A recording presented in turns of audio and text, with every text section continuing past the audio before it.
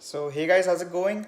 Harshil here, back with another video, and today we are going to learn how to make a hexagonal design in Adobe Illustrator. So let's get going.